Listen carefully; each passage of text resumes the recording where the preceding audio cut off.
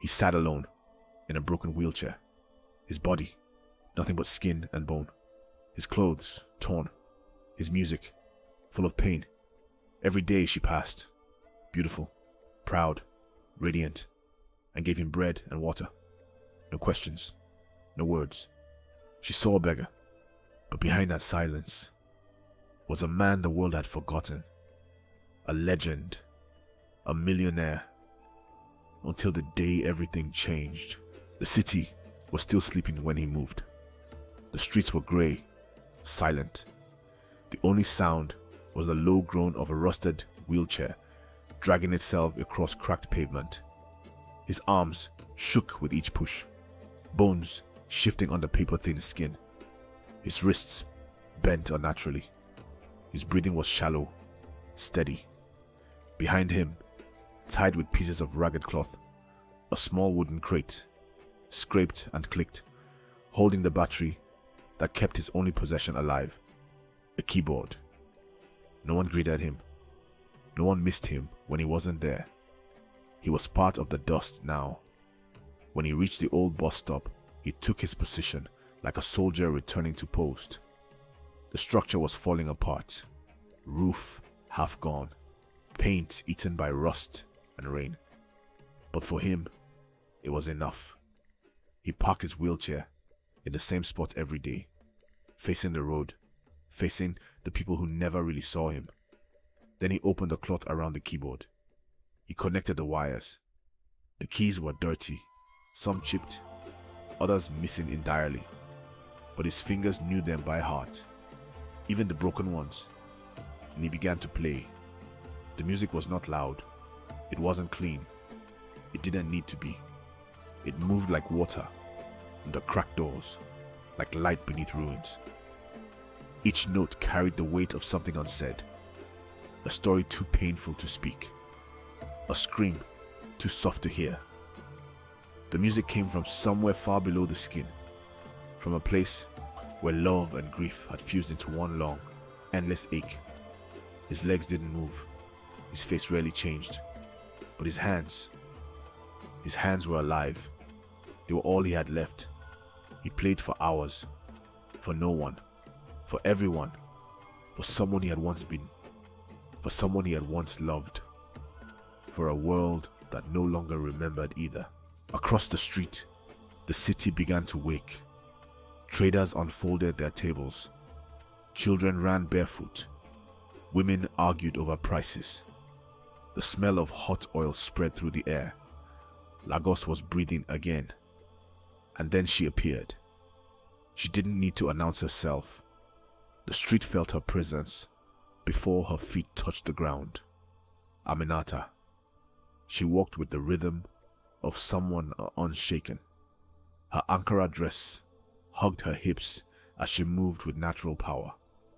Her head wrap sat like a crown on her head, colors bursting against her deep brown skin. Her lips were full, her waist wide, and her posture proud. Everything about her said, "I come from women who do not bow." She was not rich. She sold fried dough, beignets, from a small table by the road. But there was something royal in the way she handled her business. She looked you in the eye. She didn't cheat. She smiled with the mouth and the eyes. People watched her when she passed. Men stared. Women admired. Children smiled. But none of that changed her. Her gaze stayed steady. Her steps calm. Every morning, before opening her stall, she crossed the road with 2 hot beignets, wrapped in paper, and a cold sachet of water. She didn't stop to speak. She didn't ask his name. She just placed them gently in the man's lap and walked away. She never looked back. He never thanked her. It was understood. A ritual. Silent. Repeated. Sacred. She fed his body. He answered through music. And after she passed, the tone of his song changed. Just a little. As if her gesture reminded the piano that hope once existed. As if beauty had passed through pain and left behind a trace of warmth. The silence came with the bulldozers. The city council had spoken. The old market had to go. Development, they said. Progress. No room for wooden stalls or women frying dough on the side of the road. One by one, vendors were removed. Tables smashed. Tents ripped down. Aminata stood her ground for a while, but it was useless. The roads that had fed her no longer welcomed her. She tried.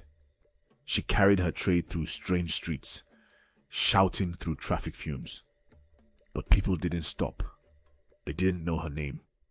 Her hands began to tremble from fatigue. Her eyes burned from lack of sleep. The dough spoiled faster under the new sun. She began to disappear. And then, one morning, she returned. Not as the woman wrapped in collar. This time, her head was bare. Her dress loose, dull, hanging on her like an old skin. She walked slowly, her tray empty. Her feet were dusty, cracked at the heel. She sat beside the man in the wheelchair, not as a giver, but as someone who had nothing left. She didn't speak. He didn't ask.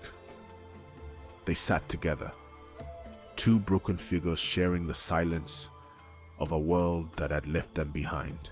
That evening, the air changed. A black van, smooth and silent, stopped near the bus stop. Doors opened. Two men in suits stepped out.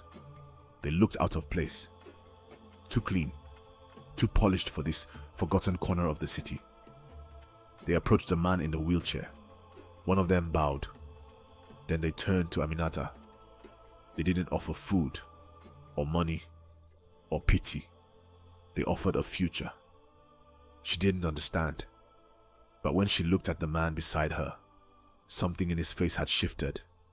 It wasn't joy. It wasn't pride. It was peace. She stood, slowly, unsure, then stepped into the van.